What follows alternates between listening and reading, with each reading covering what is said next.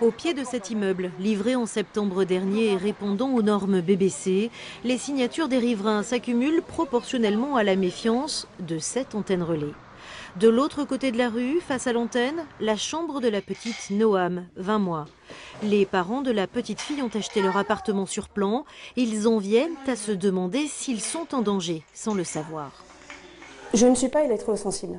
Voilà, je ne l'ai jamais été, pourtant on utilise le Wi-Fi, mais depuis que je suis dans cet appartement et assez récemment, j'ai des sifflements dans les oreilles et des maux de tête. Et évidemment, je m'inquiète pour la construction du cerveau de mon enfant qui est très jeune. Alors ici, il y a 5 volts 8, 5 volts 9 dans le berceau. Maintenant, on va voir, on va ouvrir. Ah oui, ici. Alors le bébé se prend quand même, si vous ouvrez la fenêtre, il se prend quand même, regardez, ça monte tout de suite. Ça monte à 6 volts là, 6 volts 6. Des craintes qui s'accroissent au moment d'ouvrir une fenêtre ou d'aller sur le balcon. Le Conseil européen recommande une limite de 0,6 volts.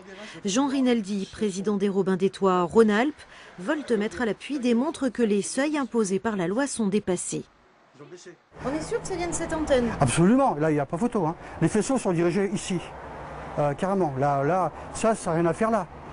Une antenne comme ça, elle doit être sur un point haut. Elle ne doit pas être là, si bas, près des habitations. L'arrivée de la 4G dans les grandes villes n'a rien de rassurant pour l'association et les riverains. Selon eux, les opérateurs ont la possibilité d'augmenter la puissance des ondes et donc leurs méfaits.